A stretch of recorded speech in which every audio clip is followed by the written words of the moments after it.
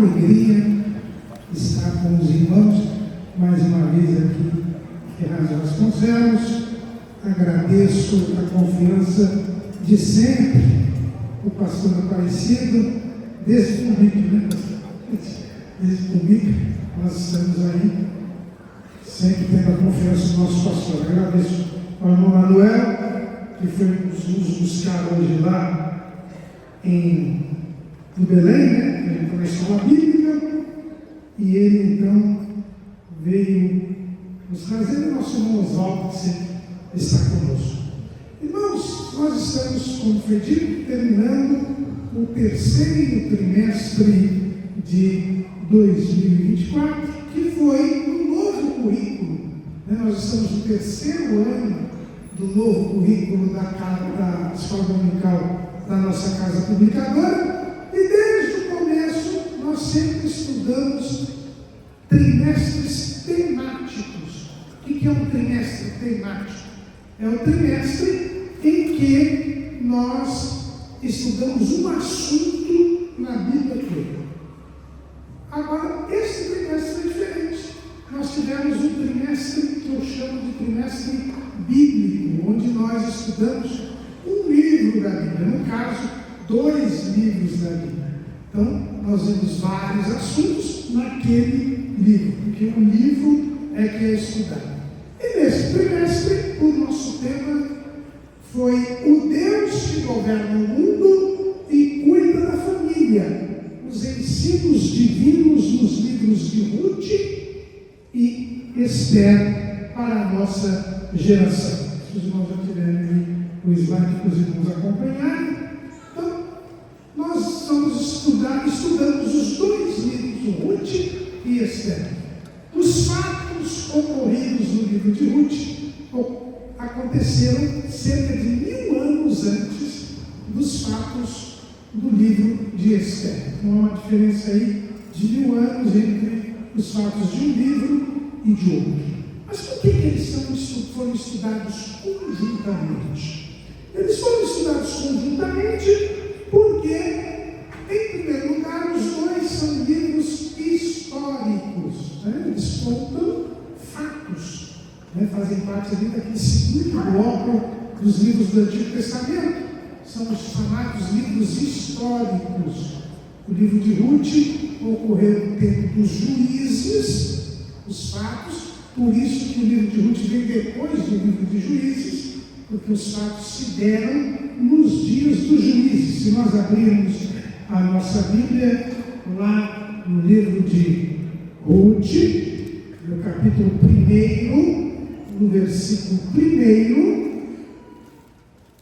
os irmãos encontram escrito o seguinte: e sucedeu que no dia em que os juízes julgavam, houve uma fome na terra, pelo qual um homem de Belém de Judá saiu a peregrinar nos campos de Moabe, ele e sua mulher e seus 2 filhos. Então os irmãos veem que começa uma história, e essa história se dá no tempo dos juízes. Que juízes? Não dá para descobrir, porque a Bíblia não deixa claro qual teria sido o juiz ou os juízes durante a história contada no livro de Ruth.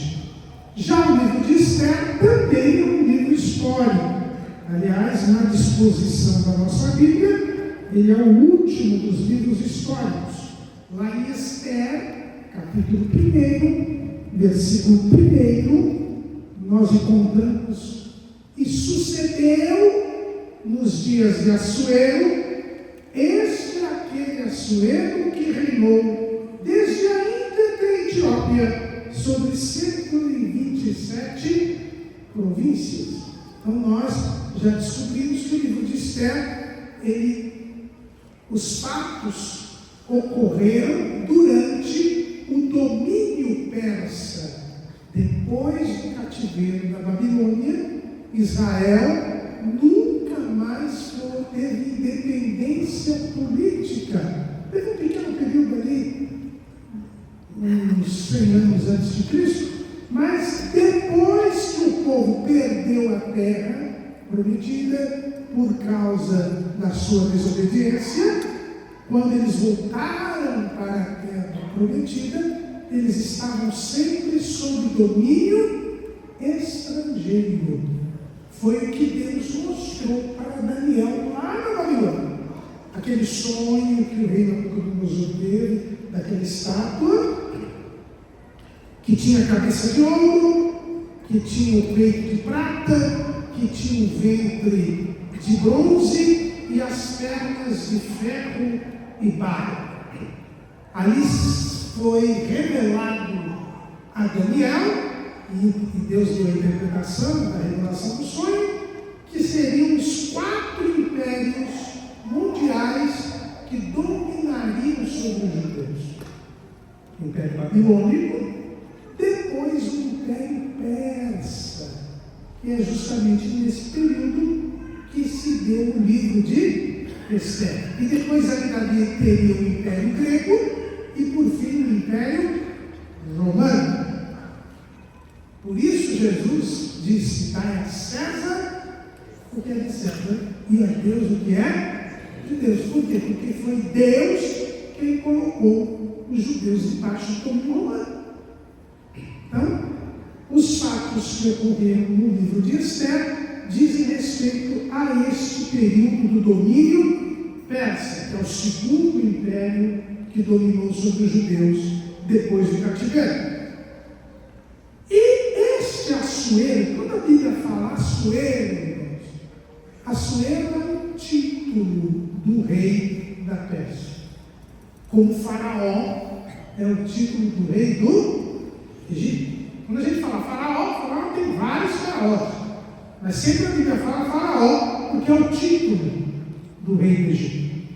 Assuero também é o título do rei da Pérsia. Então, aqui dá para descobrir quem é este rei. Não dá para descobrir quem era o juiz lá no livro de Ruth, mas no livro de Esther dá para descobrir. Por quê? Porque o texto diz que este Assuero, quer dizer, este rei da Pérsia, ele reinava sobre 127 províncias, da Índia até a Etiópia. É o mesmo tamanho desse império. Mas, quando a gente vai na história, a gente só vê que só teve 2 reis que governaram da Índia até a Etiópia. Dario I e o filho dele, Xerxes I. Dario não foi, porque o livro de Esdras e o livro de Esdras fala do rei Dario. Então, se fosse o mesmo rei, falaria aqui o nome. Mas não é, foi Xerxes, o filho dele, Xerxes I. É por isso que os seus irmãos têm aí a nova versão internacional, ela já coloca em vez de Assuero, Xerxes. Então dá para a gente saber que rei é este.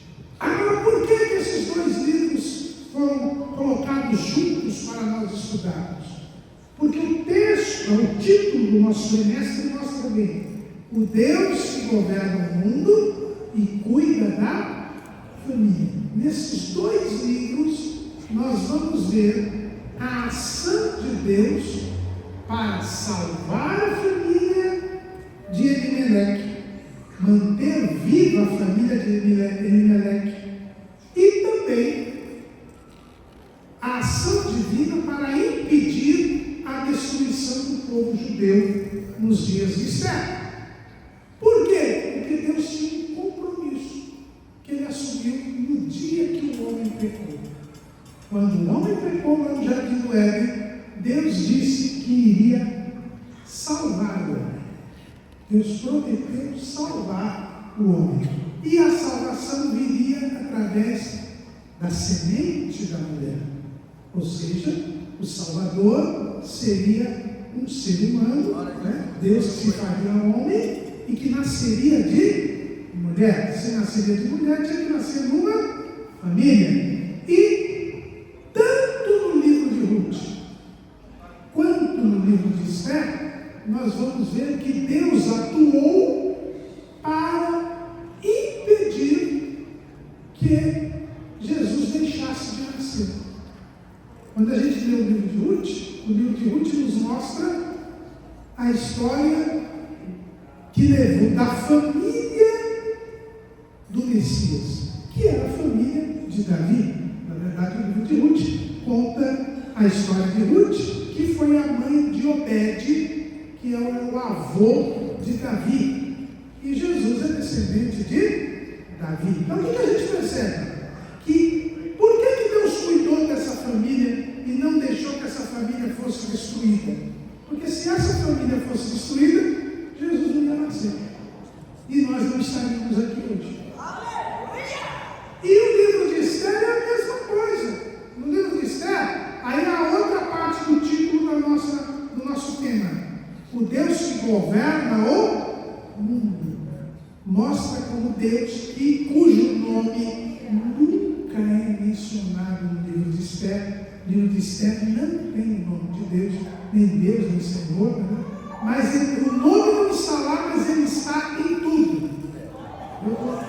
Nós vamos ver aqui para frente, mas Deus estava desde a bebedeira do rei até o tropeção do amor. Deus estava em tudo isso. Então, é um livro que nos mostra a divina providência. E no livro de Esther se mostra como havia um decreto do rei da Pérsia para exterminar o povo judeu. E se o povo judeu fosse exterminado, Jesus também não teria nascido. Então, por isso que esses dois livros são estudados, porque são duas intervenções divinas para impedir que o plano de Deus da salvação não se realizasse. E aí nós nos lembramos do que está escrito lá em Jó 42:2.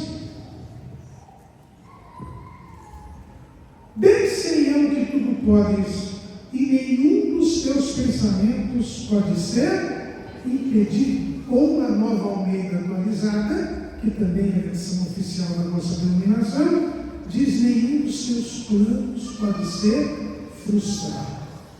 Então, o plano de Deus da salvação, ele se realiza. E quando tudo parece que vai dar errado, Deus intervém, tanto nos dias de Ruth, quanto nos dias de Esther. Mas tem um outro ponto pelo qual esses dois livros devem ser estudados juntos. São os únicos livros da Bíblia cujo título é o nome de mulher.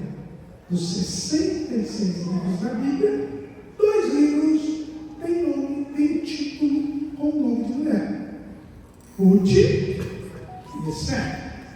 E isso, irmãos, é importante por quê? Porque os irmãos já devem ter ouvido, se fala muito hoje, que a Bíblia é um livro machista, que a Bíblia é um livro patriarcalista.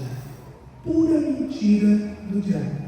Se a Bíblia fosse machista, não teria 2 livros com o nome de mulher.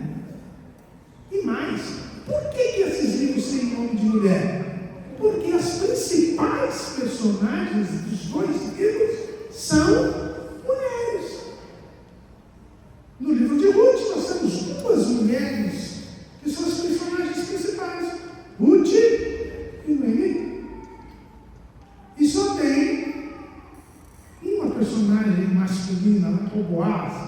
Então, os homens perdem, né? Tem mais mulher que homem ali em importância no livro de Ruth. E no livro de Esther, você também tem a principal personagem, a rainha Esther. Ela é o pivô de todo o livramento do povo judeu.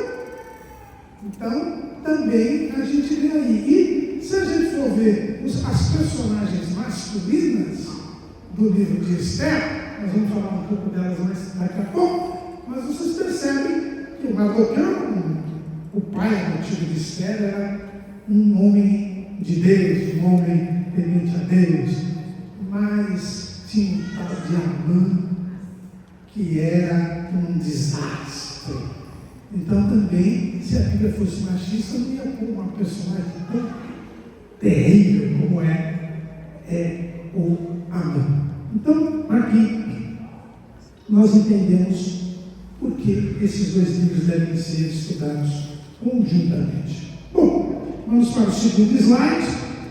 O livro de Esther, o livro de Ruth, como eu disse para os irmãos, ele é colocado na nossa disposição da Bíblia depois do livro de Juízes, porque ele ocorreu no tempo dos Juízes, e a tradição judaica diz que ele foi escrito pelo profeta Samuel. E o que tem sentido? Por quê? Porque esse livro explica a origem do rei Davi. E o que a gente lembra? A gente lembra que Deus mandou Samuel ir até a casa de Jessé, porque Deus disse: de um dos seus filhos eu me tenho provido de um rei. E foi lá o Samuel e reuniram os filhos do Jessé para um banquete, e ele já foi destapando lá o vidro de: olha, é esse aqui, porque o mais velho e o filho primogênito era sempre considerado filho abençoado, porque todo primogênito era do Senhor, e Eliabe era um guerreiro, era um soldado. Saul, que era o rei que Deus tinha rejeitado, também era um soldado, também era saradão, né, que a pessoa fala hoje. Quando ele olhou aquilo, falou: é o primogênito, é o guerreiro, é saradão, é esse mesmo. E já foi tirando. Aí Deus disse: não é esse não. Aí foi todo mundo passando, e acabou. Você não tem mais nenhum filho? Ah, tem um mais novo, mas não está lá cuidando das ovelhas. Chama. E quando veio Davi, Deus disse: é esse. Aí certamente o profeta falou: mas quem é esse Davi? Que família é essa? Aí foi lá, certamente perguntou para o Jessé como era a história, para a família, e o Espírito Santo disse para Samuel: Samuel, não é só você ficar sabendo, escreve, para a gente saber que Davi não foi escolhido de sopetão. Não, Deus já estava preparando há muito tempo. Então, daí porque tem sentido dizer que o livro de Ruth foi escrito por Samuel. E mal sabia Samuel que ele contou a história de Davi, da origem de Davi. Ele nem sabia que a família de Davi ia ser a família do Messias. Porque a gente fica sabendo só o Davi lá na frente. Deus falou com Davi, Samuel já tinha morrido, quando Deus falou para Davi que na família dele viria o Messias. E depois a gente vê no Novo Testamento que a Ruth está lá na genealogia de Jesus. Então, esse é o livro de Ruth. O livro de Esther, a tradição judaica diz que foi escrita, o livro foi escrito por Mardoqueu. Mardoqueu é que teria escrito este livro, ou feito um rascunho, e depois, nos dias de Esdras, porque Esdras foi depois dos episódios do livro de Esther, nos dias de Esdras, arrumaram aquele rascunho e ficou sendo o livro de Esther. Então, teria sido Mardoqueu que teria escrito. Isso também tem base bíblica, porque quando nós vamos lá no livro de Esther, no capítulo 9, no versículo 29, o texto diz assim: depois disso escreveu a rainha Esther, filha de Abiail, e Mardoqueu, um judeu, com toda a força, para confirmarem segunda vez esta carta de Purim. Então o texto diz aqui que Mardoqueu escreveu essa carta criando a festa de Purim, e a festa de Purim foi criada por causa dos fatos que ocorreram no livro de Esther. Então ele escreveu para os judeus porque que foi criada essa nova festa, e então conta toda a história. Então foi ele que escreveu o episódio ocorrido no livro de Esther. Vamos para o terceiro slide. Como eu disse para os irmãos, Deus, Ele, nesses dois livros, mostra o cuidado que Ele tem com o plano da salvação. Então, nós já vimos, Ele é tanto Deus que governa o mundo, como Ele é o Deus que cuida da família. A gente tem que entender que família é a base da sociedade. Destruída a família, está destruída a sociedade. Destruída a sociedade, não tem governo. É por isso que o diabo ataca a família. Foi o que ele fez lá no livro de Ruth. No livro de Ruth, ele conseguiu que um pai de família se rebelasse contra Deus, e era exatamente a família do Messias, e a família foi destruída. Deus teve que restaurar essa família, como a gente vai ver. Então Deus cuida da família. Se você quer a salvação é em Jesus, mas você precisa cuidar da sua família, porque não é bom que o homem esteja só. Muitas pessoas, a salvação é individual, mas a família é o principal instrumento para a manutenção da nossa salvação e ainda para a salvação dos nossos entes queridos. Lembra do que disse o apóstolo Paulo para o carcereiro de Filipos? Creia no Senhor Jesus Cristo e serás salvo tu e a tua casa, se crê no Senhor Jesus Cristo. E o carcereiro logo aprendeu a lição. Levou Paulo para a casa dele lá para cuidar do Paulo. Ele não podia cuidar do Paulo lá na prisão dele? Não, mas ele foi, eu tenho que levar essa mensagem que eu recebi, o Evangelho, para a minha família. Cuidado. O próprio Jesus, lembrando uma profecia de Miqueias, diz assim: e os inimigos, os primeiros inimigos são os da família. Se você não cuidar da sua família, se você não deixar que Deus cuide da sua família, se Deus não reinar na sua família, você já vai ter um problema dentro de casa para defender Deus. E fica muito mais difícil. Servir a Deus. O próprio Jesus tinha sua família, ele não atrapalhava o ministério dele.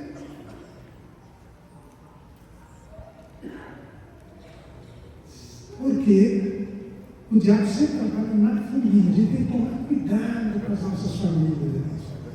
E o livro de Ruth mostra bem isso. Mas ele também é o Deus que governa o mundo. Todas as nações, toda a política internacional, tudo isso está sob o controle de Deus. Eu gostei muito quando a gente começou esse trimestre. Um irmão que nos ajuda lá nos professores, o pastor Bispo, ele disse assim: cara, eu vi o livro de Esther. O que é o livro de Esther? É um jogo de xadrez. Você tem todas as peças. E Deus vai mexendo as peças conforme a sua vontade. Ele diz assim: por que eu digo que é um jogo de xadrez?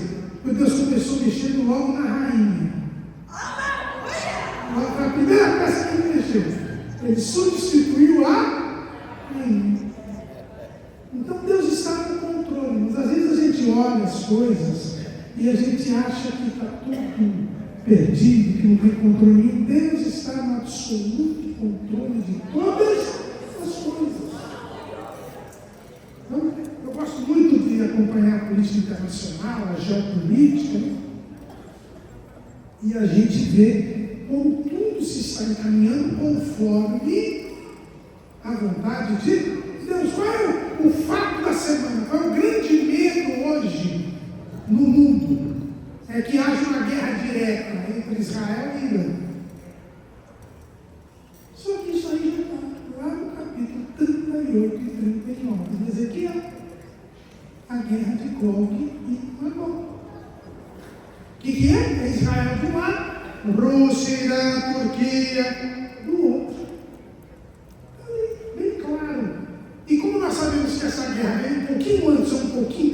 departamento da igreja? Então, prepare-se, esteja preparado, porque isso tudo, esse movimento todo, mostra que Jesus está às ordens.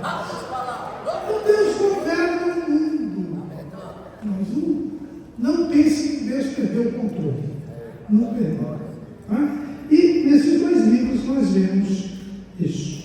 Próximo slide, o quarto slide.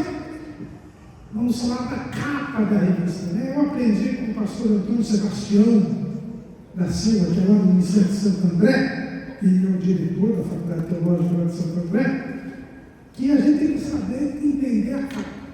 Por quê? Lógico que você um professor de história musical não pode só conhecer a capa, tem que conhecer a revista toda. Mas quem vai acreditar que você conhece o conteúdo da revista se você não sabe nem explicar a capa? Por isso que tem essa capa. A capa aqui fala dos dois livros. Na parte de cima nós temos uma plantação de trigo. Isso nos lembra o livro de Ruth, porque os fatos que ocorrem na restauração da família de Elimeleque foi durante a colheita, tanto do trigo quanto da cevada. Uma colheita seguia a outra. E na parte de baixo vocês têm um manto real e uma coroa, né? Nos falando do rei, da rainha, e do rei, a sua emoção, que Deus, como eu falei para você, jogou xadrez ali no Império Persa para livrar o povo de Israel. Próximo slide, nós temos dois blocos no trimestre, né? Um estudando o livro de Ruth e o outro estudando o livro de Esther. O nosso comentarista desse trimestre, muito feliz no seu comentário, que é estreante na faixa dos adultos. Aí pode ir para o próximo slide, que é o pastor Silas Queiroz, que é lá, pastor em Ji-Paraná, no estado de Rondônia, onde hoje ele é da minha área do direito, né? Ele é procurador-geral lá do município. Ele já escreveu alguns comentários da revista de jovens, e essa foi a primeira vez que ele comentou a revista dos adultos. Vamos então para o próximo slide, então vamos falar do primeiro livro, o livro de Ruth. No livro de Ruth, irmãos, nós começamos, como eu li aqui para os irmãos, que era no tempo dos juízes, e houve uma fome na terra. E um homem de Belém de Judá, chamado Elimeleque, ele foi morar em Moabe. Elimeleque era da tribo de Judá, Belém de Judá, tribo de Judá, de onde viria o Salvador. Ele era da família do Messias, e o nome dele, Elimeleque, significa o Senhor é o meu rei. Mas isso era só um nome, que Elimeleque não tinha a Deus como rei. Porque se Deus era o rei, e no tempo dos juízes, Deus era o rei de Israel.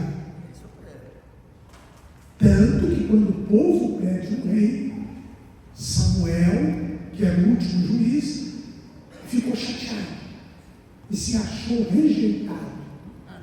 Mas Deus, e foi orar a Deus, e o Senhor disse: Samuel, eles não estão rejeitando você, eles estão me rejeitando, porque sou eu que reino sobre eles. Então, Deus, no tempo dos juízes, era o rei de Israel. Só que o povo não se comportava dessa maneira. Qual é a característica do tempo dos juízes? Vamos ler lá no livro de Juízes, capítulo 21, versículo 25.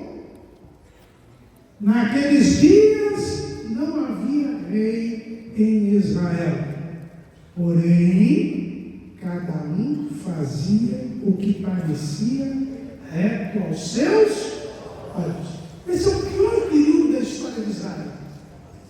Israel sofreu politicamente, economicamente, socialmente e espiritualmente. Não progrediu nada durante aqueles 300 anos, mais ou menos. Por quê? Porque cada um fazia povo de Deus está vivendo do mesmo jeito. Tem muito crente que faz o que ele acha certo. O pastor fala uma coisa e diz, isso aqui eu não aceito. Aliás, tem uma turma do não aceito. Só que você não tem que aceitar. É a palavra de Deus. Jesus disse, santifica-os na verdade, a tua palavra é a... O resto é mentira. O resto é mentira. Então você tem que cumprir a palavra de Deus. Você tem que ter Deus como rei. É obedecer ao Senhor. Belém era uma cidade, o nome da cidade já mostra tudo. Belém quer dizer casa de pão. Bet, casa, Lehem, pão. Então Belém é casa de pão. E por que ela era chamada casa de pão? Porque as terras eram propícias para plantar trigo e cevada. E se fazia o pão do trigo e da cevada. Então é um lugar onde se produziam os alimentos, o principal alimento para todo Israel. E olha, na terra que produzia o pão, houve fome. Mas por que houve fome? Houve fome porque não teve chuva. Não teve chuva, não teve plantação, não teve semeadura, não teve colheita. Mas por que não tem chuva? Porque o povo estava em pecado. Era essa a regra. Quando Deus colocou o povo lá em Israel, lá na terra de Canaã, Deus fez um acordo com o povo. É o famoso capítulo 28 de Deuteronômio. Só que nas Bíblias dos crentes, eu acho que está faltando um pedaço. Porque o livro de Deuteronômio não tem 14 versículos. Ele tem 68 versículos. O problema é que no capítulo, versículo 15, começam as maldições. Aí ninguém lê. Aí ninguém fala. Só fala na lei, na prosperidade. Só que esquece que se houvesse obediência, tinha bênção. Se não tivesse obediência, tinha maldição. E uma das primeiras maldições está lá em Deuteronômio 28 e 23. E os teus céus que estão sobre a cabeça serão de bronze, e a terra que está debaixo de ti será de ferro. O Senhor, por chuva da tua terra, te dará pó e poeira. Dos céus descerá sobre ti, até que pereça. Uma das primeiras coisas que Deus falou que ia fazer quando o povo desobedecesse era tirar chuva. Então, quando houve fome, o que Elimeleque devia fazer? Tem algum pecado aqui. Acho que a gente não está fazendo a Deus. Então, deixa eu me consertar, ou então chamasse todo mundo de Belém, vamos ver aqui, vamos pedir perdão a Deus, vamos arrepender, para a fome ir embora. Não, Elimeleque ficou revoltado. Deus não está dando pão aqui? Vou embora, vou para Moabe. E naquele tempo as pessoas tinham uma concepção que Deus cuidava, cada Deus cuidava do seu povo. Então Israel, o Deus de Israel, o Deus de Israel. Lá em Moabe já era o Deus temoso. Então quando ele resolve sair de Israel, ele está dizendo, não estou querendo mais saber de Deus. Vou embora. Deus não está me agradando. Deus falhou. É esse o sentido. E ele sai da terra. E ainda vai para um lugar proibido. Era um lugar proibido. Deuteronômio, capítulo 2, versículo 9. Então o Senhor me disse, não molestes a Moabe, e não contendas com eles em peleja, porque te não darei herança da sua terra. porquanto tenho dado ar aos filhos de Ló por herança. Não vá para Moab. Israel não queira morar ou ocupar Moab. Moab não é para vocês. Então, o Elimeleque, ele, além de sair da terra, ainda vai para um lugar que Deus não quer. Vai para lá que eu vou mesmo. Um desobediente, um rebelde. E quando ele vai para lá, Moab era um lugar de fartura, tinha também terras muito férteis. Embora a principal produção de Moab não fosse pão, fosse o vinho. O vinho de Moab, naquele tempo, era igual ao vinho italiano hoje. Então era um vinho top e tal. Quando ele foi para lá, a terra era farta, mas ele não ficou rico. Porque quem está em desobediência com Deus, não prospera. E o que aconteceu com Elimeleque? Morreu. E é isso que acontece com quem desobedece a Deus. Morre. Morre espiritualmente e depois morre fisicamente. Foi o que aconteceu com o primeiro casal. Eles morreram no dia que comeram do fruto. Mas morreram, não. Eles comeram e daí o Adão foi tentar ser estilista, não era bem a profissão dele, fez um avental lá e tal. Então ele estava vivo. Quando Deus chegou, eles se esconderam. Porque eles já estavam mortos espiritualmente. Morte quer dizer separação. Depois eles morreram fisicamente. Porque tu és só e eu pó, tornarás. Elimeleque foi a mesma coisa. Então, Elimeleque morreu.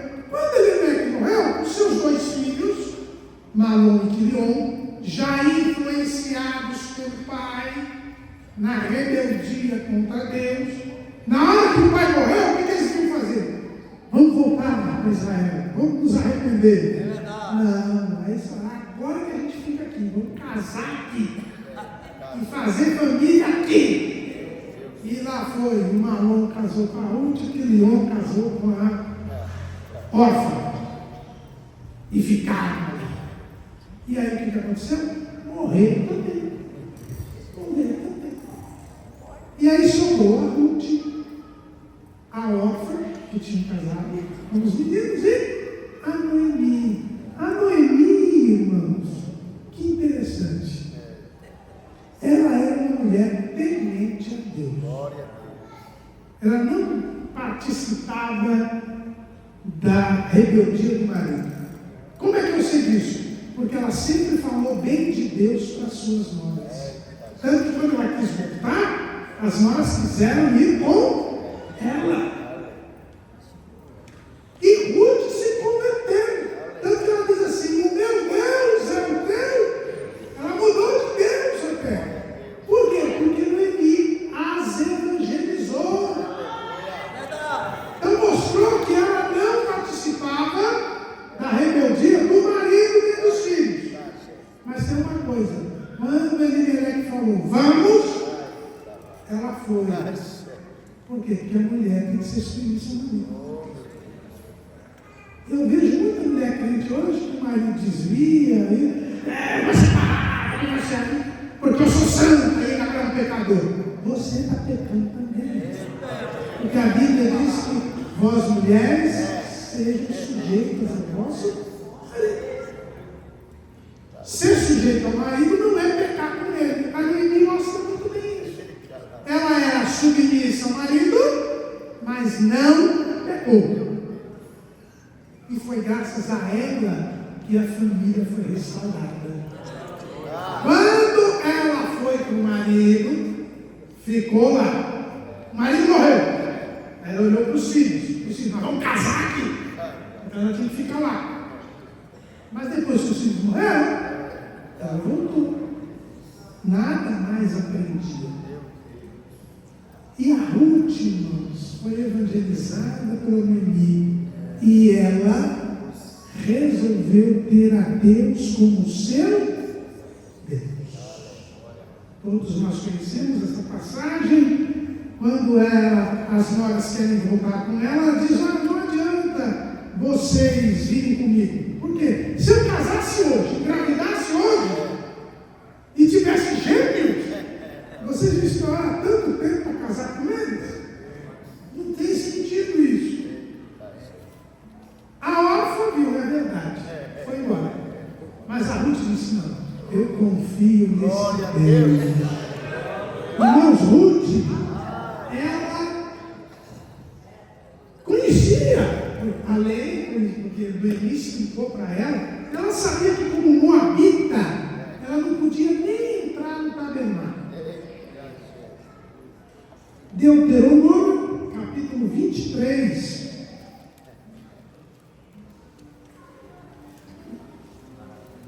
Versículo 3.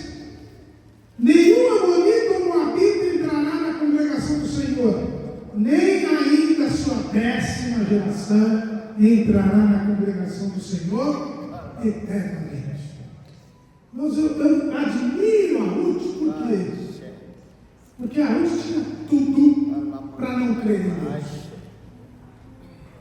O Deus de Israel matou o marido dela. O Deus de Israel matou o sogro dela. O Deus de Israel dizia que mulher moabita não podia nem entrar na congregação. Ela dizia: o que eu quero saber desse Deus? Não, só que ela disse, ela teve uma visão de fé. Ela falou: esse Deus realmente é poderoso. Os desobedientes são punidos e os obedientes são abençoados. Se eu obedecer ao Deus, que é um Deus verdadeiro, Ele vai me abençoar. Mas você não pode nem entrar na congregação. Deus vai me abençoar. Assim como Abraão, contra toda esperança, Paulo diz que Abraão, contra toda esperança, creu. Ela também, contra toda esperança, creu. E foi para Israel. E quando chegou lá em Belém, se submeteu à lei. O que dizia a lei? Que as mulheres viúvas podiam colher o que caísse no chão na colheita. Ela se humilhou, mas ela obedeceu à lei. E outra coisa, o texto diz que ela trabalhava com dedicação. O que chamou a atenção? Quando o Boaz chegou lá, viu a Ruth, com certeza a Ruth era bonita. O Boaz já era um encalhado, bem velho, uma moça bonita, nova, mas ele não ficou de olho na moça, no físico, mas ele enaltece a Ruth, por quê? Por causa do comportamento dela. As mulheres tementes a Deus não mostram o corpo, não procuram seduzir, porque Salomão entendia bem de mulher. Ele diz assim: enganosa é a vaidade e a formosura, mas a mulher que teme ao Senhor, essa será. Seja crente, seja temente a Deus, e você vai sobressair e arrumar um marido bom, como foi o Boaz. Mas o encarregado lá dos trabalhadores do Boaz falou: ela chegou cedo aqui e não para de trabalhar. Só foi tomar um pouquinho de água e já voltou a trabalhar. Boaz gostou da história, falou para ela continuar lá, e nós vemos como ela era submissa. Ruth é uma mulher submissa. Foi submissa à sua sogra, só fazia o que a Noemi mandava, e também fazia o que Boaz mandava. E foi por isso que ela não só entrou na sociedade de Israel, porque o Boaz acabou casando com ela, como Boaz reuniu a família, como ela entrou na família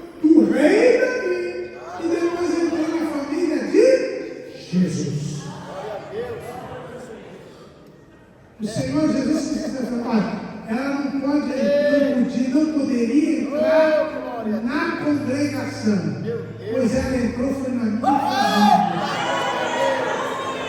Não, confia em Deus. Não fica achando que não tem ninguém. Você não tem ninguém mesmo. Mas não fica se vitimizando, não fica chorando, lamentando. Não, você faz parte da família de Jesus. Isso é o mais importante.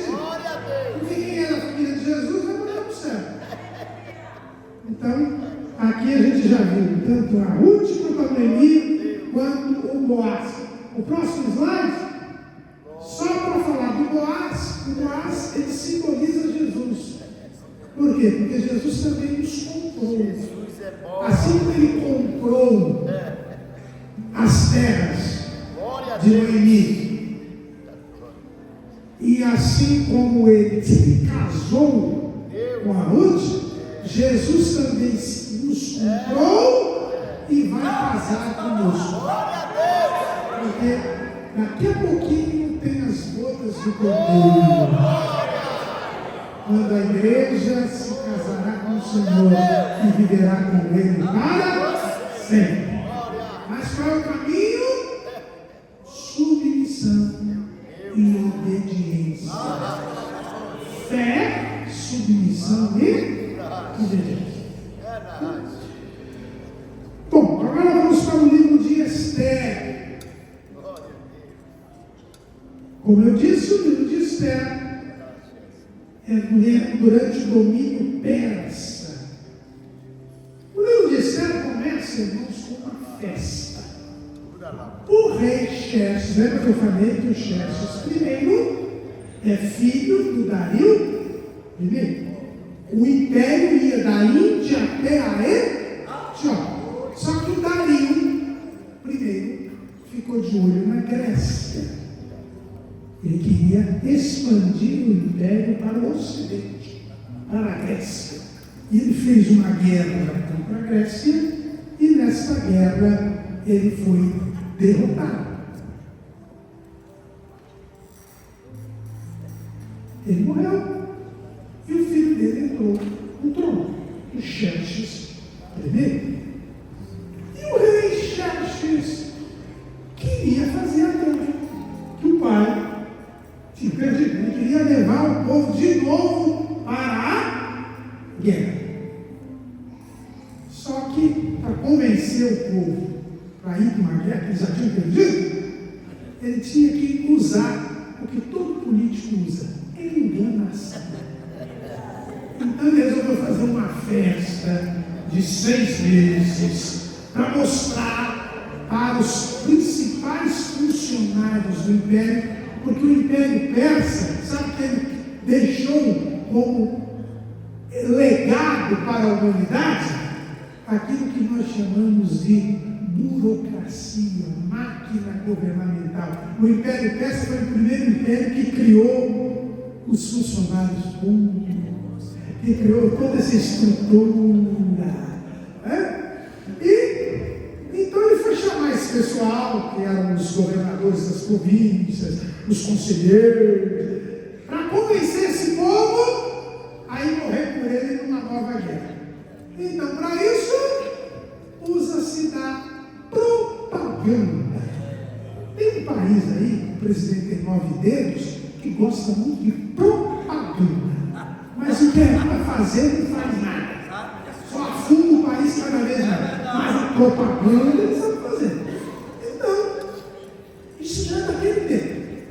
O rei Xerxes, ele então chamava o pessoal, fazia uma escala, 180 dias, 6 meses.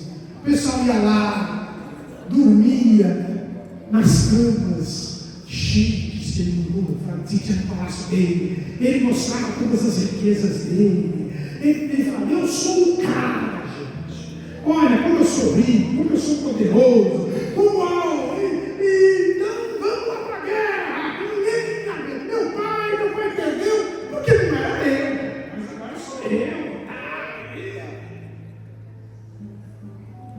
Aí o povo foi assim, e ele foi fazendo, né? Alguns estudiosos acham que cada semana vinha um grupo. Aí Aí na última semana, enquanto ele fazia isso, a rainha, que era Vasti, também fazia banquete para as mulheres desse povo, para fazer a cabeça da mulher, para a mulher de noite chegar e falar: tem que se apoiar o rei, tem que apoiar o rei. Então a rainha estava envolvida também.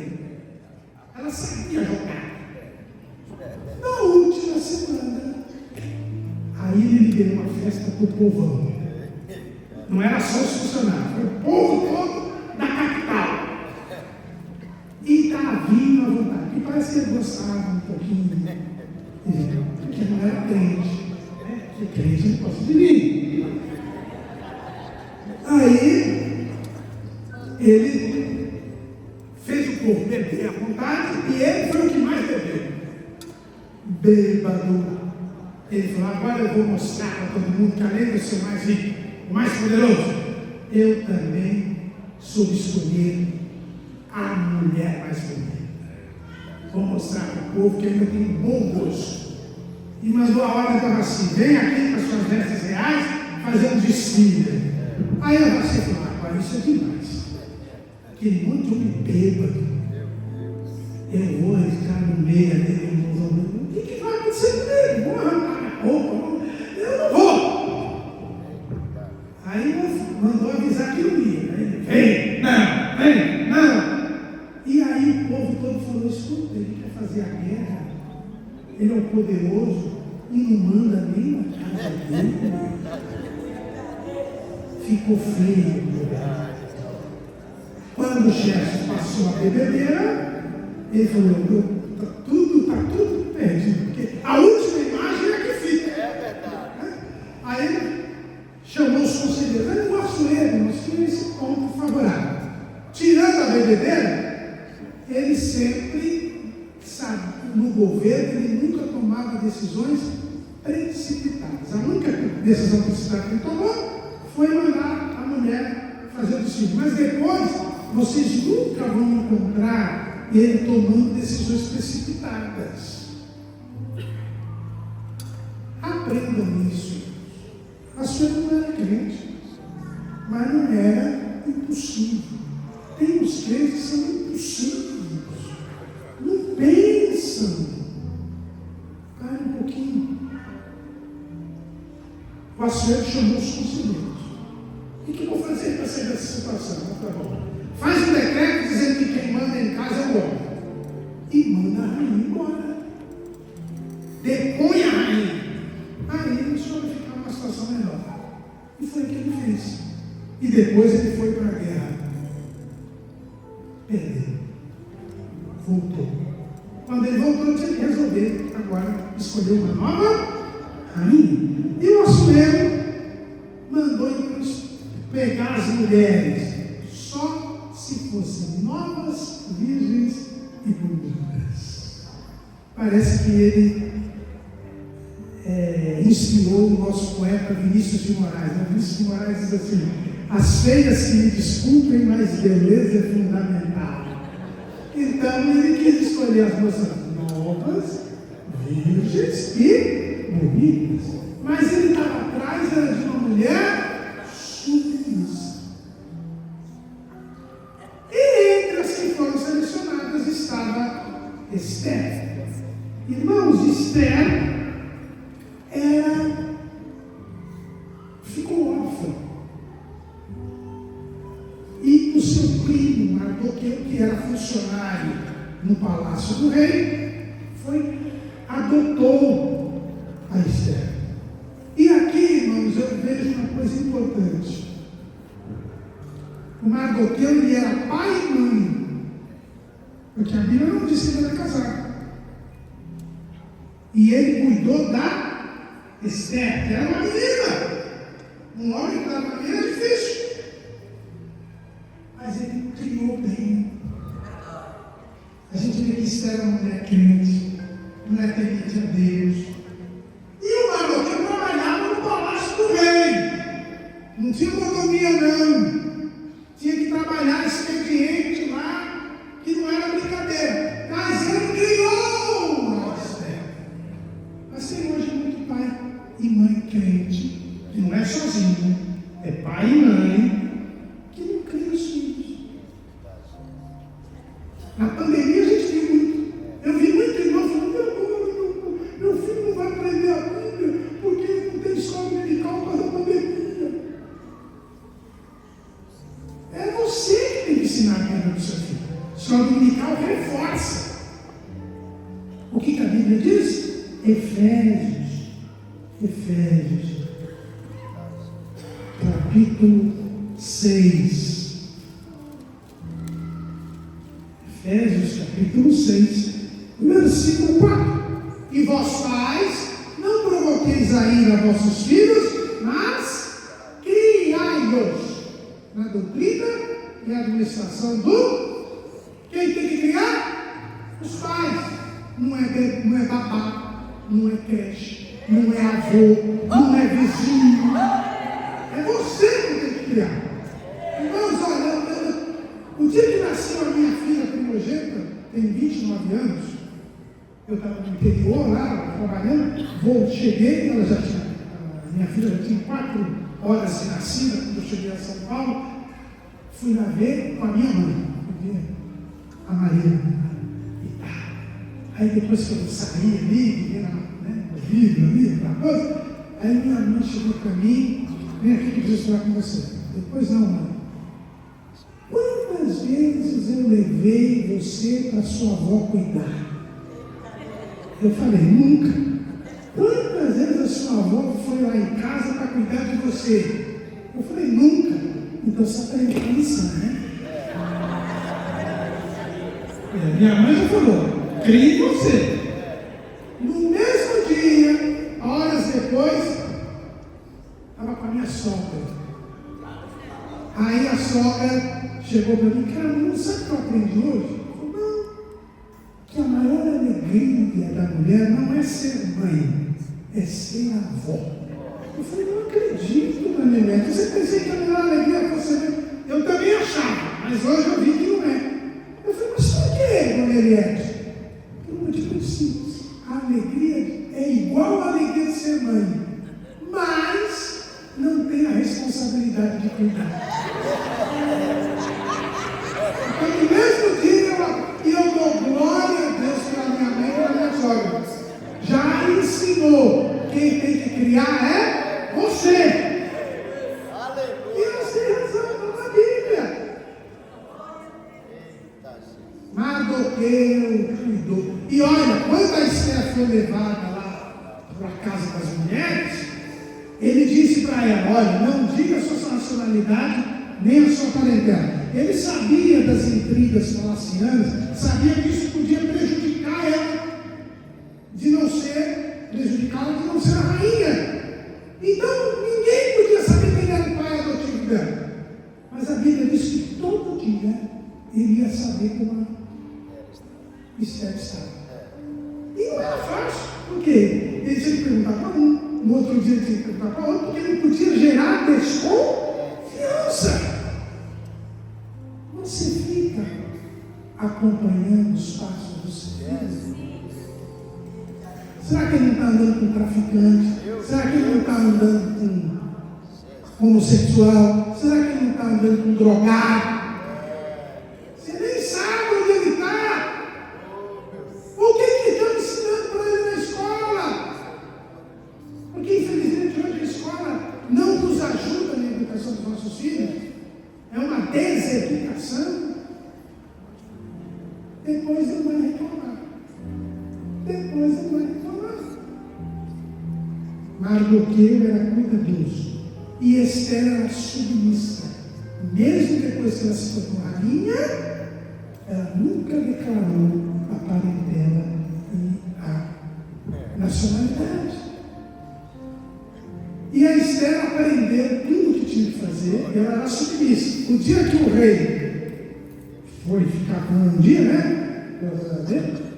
A Bíblia diz que ela fez tudo direitinho. Aí foi essa mulher submissa que eu quero. Ela era bonita também, mas a submissão. Aí ela se tornou a rainha.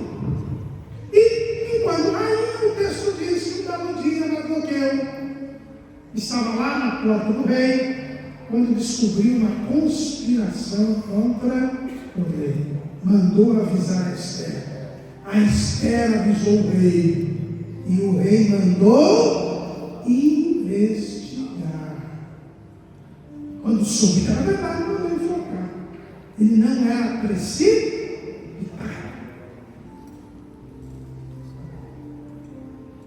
E anotaram lá isso. E por causa dessa conspiração, subiu ao poder. O rei já mexeu na turma, porque dos 15 reis da Pérsia, durante o Império Persa, 8 foram mortos assassinados. Então era algo comum. Então teve uma trama lá, tudo morreu. Aí puseram o Amã. O Amã, irmãos, era uma amalequita. Amaleque é uma nação que odiava Israel. Eles foram guerrear contra os israelitas quando eles estavam começando a jornada no deserto. Gratuitamente, por maldade mesmo. E Deus, que conhece os corações, disse: eu vou destruir esse povo. Êxodo capítulo 17. Êxodo capítulo 17, versículo 14. Então disse o Senhor a Moisés: escreve isso pela memória no livro e relata aos ouvidos de Josué, que eu totalmente hei de riscar a memória de Amaleque de debaixo dos céus. Povo que se levanta contra Israel, some do mapa. Porque Deus disse para Abraão: abençoarei os que te abençoarem, e amaldiçoarei os que te amaldiçoarem. Judeu é salvo? Não, judeu só é salvo se aceitar Jesus. Mas não vá contra o judeu, porque Israel é a menina dos olhos do Senhor. Tem um país aí que, na pandemia, se o povo não passou fome, teve umas políticas inteligentes, o país até cresceu. Sabe por quê? Porque o presidente era amigo de Israel. Só que esse presidente saiu e entrou num que é contra Israel. E é por isso que a inflação está aumentando, é por isso que está tendo fumaça, fogo, e vai ter mais e mais desgaste. Por quê? Porque é contra Israel. Porque é contra Israel. Em compensação, aqui na Argentina, que é um buraco só, entrou um presidente amigo de Israel. Pois é o país que mais está crescendo no mundo, a inflação já está desabando, e daqui a pouco está todo mundo mudando para lá. Inimigo de Israel, riscarei de debaixo do céu. Quando Saul se tornou rei, Deus mandou ele destruir Amaleque. Mas o Saul foi desobediente, manteve a família real. E esse Amã era descendente da família real. Por isso que a Bíblia diz que ele era agagita, quer dizer, amalequita. O Amã assumiu e ele era muito vaidoso. Mas o problema do Amã é esse soberbo. Ele conseguiu um decreto do rei que nem o rei, porque na Pérsia o rei não era considerado um Deus. A religião persa dizia que tinha um Deus do bem e um Deus do mal, que o rei não era nenhum dos dois. Então ninguém adorava o rei da Pérsia, mas o Amã conseguiu um decreto para que as pessoas se prostrassem diante dele. E o Mardoqueu, como ele era crente, ele cumpriu os mandamentos, e o primeiro mandamento é: não terás outros deuses diante. Então ele não se curvava, ele não se inclinava. E o Amã ficou sabendo disso, e quando descobriu que ele era judeu, e ele já não gostava de judeu, vamos destruir. E conseguiu o decreto do rei. Irmãos, o decreto do rei da Pérsia era irrevogável. Você tem alguma dúvida? Leia o livro de Daniel. Quando o rei Dario foi enganado lá e fez aquele decreto que ninguém podia orar durante 30 dias, e o Daniel orou, pegaram Daniel em flagrante, levaram para ele. A Bíblia diz que até o fim do dia o rei tentou entrar. Mas não conseguiu, porque o decreto era irrevogável. E aí saiu o decreto para destruir todos os judeus. Quando Mardoqueu soube, ele foi se humilhar diante de Deus. Ele se vestiu de saco, de cinza, passou pela cidade toda. E também para quê? Por que ele fez esse negócio tudo? Ele queria aparecer? Não. Primeiro, para convencer o povo que eles deviam orar em Jerusalém. Só Deus resolve os problemas impossíveis. A gente não tem ido a Deus, tem ido a B, C, D, não resolve nada. E se para Esther ficar sabendo, porque ele não podia falar que ele era o pai, não podia dizer que era o... Ele tinha que fazer com que ela descobrisse o que está acontecendo, para que ela fosse interceder junto ao rei. E ela ficou sabendo. E ela então ficou esperando o rei chamá-la para ir à presença do rei. Porque ninguém podia ir à presença do rei sem ser. Lembra-se que era fácil assassinar rei. Então quem chegasse lá sem ser chamado, já matava de cara. Já. Boa intenção não tem. A menos que o rei estendesse o cetro. E ela então ficou esperando. Passou um mês. O tempo estava correndo. O dia do pecado estava chegando. Mardoqueu deu uma apertada nela. Você não foi ainda? Ele não me chamou. Olha, você foi posta aí para isso. Se você não fizer, Deus vai livrar.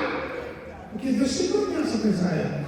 Agora, você vai prestar conta. Aí ela falou, então faz o seguinte. Ore em jejum 3 dias, que eu também vou orar e jejuar 3 dias. E eu vou lá, só morrer. Irmãos, eu fico imaginando o esforço desse tempo. Depois de 3 dias, sem comer, nem beber, ela se embelezar para chegar à presença do rei. E ela tinha que chegar atraente. Se chegasse lá, o rei ia falar, eu já há 1 mês que não chamo essa mulher. E essa mulher aqui desse jeito. E ele gostava de mulher bonita. Então olha o esforço que ela fez. Mas assim, aí é um pensamento mesmo, a Bíblia não fala. Mas a Bíblia diz o quê? Que quando Daniel e seus amigos só comeram legumes, Deus fez que eles ficassem mais corados que os outros. Então eu acho que ela ficou mais bonita do que já era. E aí o rei estendeu o cetro. Ela chegou. O que você quer? Chegou até metade do rei. Olha como ele era um homem prudente. Ele não dava o reino todo, só a metade. Só a metade. Irmã, no orçamento de casa, não comprometa tudo. Deixa ser uma reservinha. Aí a rainha, muito sábia, ela podia ter falado assim: você não me matou, fazendo escândalo. Não. Era um assunto com o rei. Mas tinha que aparecer a mão. Então ela falou: eu quero fazer um banquete para o senhor, para a majestade, e chama a mão. E vocês notaram uma coisa? O rei mandou já chamar a mão para ir para o banquete, senão ela já tinha preparado a comida. Agora eu fico imaginando isso. No jejum, ela verificando lá o que tinha cozinhado. Tá? É muita fé, é muita força. Aí ela chegou, aí o Amã chegou. E aí teve um banquete. Era o banquete do vinho. Veja como ela queria agradar o rei. Aí, pode fazer esse pedido. Não, meu pedido é nem amanhã. Aí, irmãos, o Amã saiu de lá, achando que era o rei da cocada. Ninguém é chamado pela rainha, não sei. O soberbo acha que o mundo gira em torno. Quando ele estava saindo do palácio, ele olhou o Mardoqueu e o Mardoqueu não se dobrou com ele. Aí ele foi para casa, chamou todos os amigos, a família, bajulador. Não vá atrás de bajulador. Bajulador não é amigo, ele só tem interesse próprio. Amigo é aquele que fala o que tem que falar na sua presença. Esse é o verdadeiro amigo. Aí ele foi contar todas as coisas, e todo mundo, não, você é o amigo. E aí ele falou, mas eu não aguento tanto magoqueiro. Já estava marcada a morte do magoqueiro. Aí a mulher deu o conselho dele, já faz uma forca. E antes de ir para o banquete, já mata o magoqueiro. E ele mandou fazer a forca. Funcionário trabalhando, fazendo hora extra, tendo que fazer a forca às pressas, durante a noite. E o homem estava tão ansioso para conseguir a autorização do rei para matar o magoqueiro, que não dormiu, esperando amanhecer o dia. Foi olhar, a forca estava pronta e já ficou lá. Só que Deus também tirou o sono do rei. O rei, provavelmente, estava falando, o que a rainha quer? O que ela quer? Não dormiu, aí mandou ler lá. Leu lá, o magoqueiro, o que fez? Só veio lá. Não fiz nada. Não. O que eu vou fazer? Tem alguém aí? Algum conselheiro meu? Amã. Chama Amã, vem aqui. Amã, o que se faz com o homem de cuja honra o rei se agarra? Quem é o homem de cuja honra o rei se agarra? É o soberbo. Só é. E ele era invejoso. Ele queria a roupa do rei, o cavalo do rei, a coroa do rei. Põe a coroa do rei, a roupa do rei, o cavalo do rei. E manda alguém puxar o cavalo na cidade toda. E isso sou eu que penso. Não está na Bíblia. Mas ele até pensou, o magoqueiro. Aí ele passa a passagem e depois já mata. Aí, o que aconteceu? O rei falou, gostei da ideia, faz tudo isso com magoqueiro. Ele nem podia mais pedir a morte do magoqueiro. Irmãos, o magoqueiro que tinha se humilhado na cidade foi exaltado. Humilhai-vos debaixo da potente mão de Deus, porque o Senhor a seu tempo exaltará. Aprenda isso. Pastor, já está acabando. Desculpa, pastor. Ele foi honrado por Deus, porque Deus honra aqueles que honram. Aí o Amã já saiu de lá, enojado, foi para casa, foi desabafar com os amigos, mas como os amigos eram interesseiros, e o filme dele está queimando, né? A própria mulher falou, isso é só o começo, viu? Você já vai no buraco. E ele nem teve tempo de ter nenhuma ideia, já chegou o pessoal para ir para o banquete. Quando ele chega ao banquete, o rei pergunta, o que você quer, rainha? Aí ela falou assim, eu quero a minha vida e a vida do meu povo. Porque tem uma pessoa que está destruindo. Quem é? É esse mal, Amã. Aí o rei se enfureceu. Mas como ele era prudente, ele não tomou nenhuma decisão. Ele saiu da sala, saiu dos aposentos da rainha, e foi espairecer no jardim, esfriar a cabeça. É o que a Bíblia diz, dai lugar à ira. Sabe o que quer dizer dai lugar à ira? O que você faz quando você chega em casa e quando você vai abrir a porta da sua casa, está um cheiro de gás muito forte? Primeira coisa, não ligue nada da energia elétrica. Segundo, abra todas as janelas e portas, porque aí o gás vai embora. Você dá lugar ao gás e ele não explode. É isso que a Bíblia diz. Dá lugar a esfriar a cabeça para não explodir. O rei saiu. Aí o Amã topou. perdido. A rainha estava sentada ali, estava num banquete. E os aposentos dela eram... Os aposentos tinham a cama dela. Quando o rei queria dormir com ela, ia para lá e tal. Ele foi... Eu tenho que pedir. Só que ele era orgulhoso. Quem é humilde, o que ia fazer? Se jogar nos pés da rainha. Tem misericórdia de mim, eu vou morrer. Não, a Bíblia diz que ele ficou de pé. Na hora que ele ficou de pé, a rainha falou, vai me matar. Saiu correndo, ficou perto da cama. Ele foi atrás dela. Aí vem o santo tropeçando. Ele tropeça e cai em cima dela. E ela cai na cama e ele em cima dela na cama. E o rei, que já tinha esfriado a cabeça, entrou. Porque a gente pode até esfriar a cabeça, mas quando Deus quer matar, ele mata. Quando o rei viu, quem que gosta de ver a mulher com o homem em cima dele na cama? Ninguém. A Bíblia diz que o ciúme do marido é terrível. Ele perdeu a cabeça. Ixi, ficou enfurecido. Que é isso? Aí já chega a bomba. E uma foto ali, ó, que ele fez com o Mardoqueu. O Mardoqueu! O homem que foi. Então ele fala esse homem. Aí já morreu. Morreu. O problema resolveu? Não resolveu. Porque o amor morreu, mas o decreto continuava. Mas aí a lição 13 vai ter sido ouvido mesmo.